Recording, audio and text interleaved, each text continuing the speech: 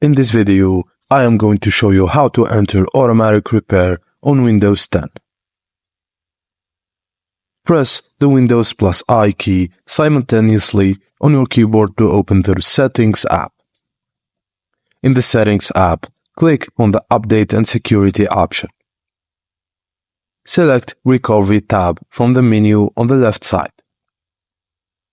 Under the Advanced Startup section, click on Restart Now button. This will reboot your computer into the Advanced Startup mode, where you can troubleshoot various issues.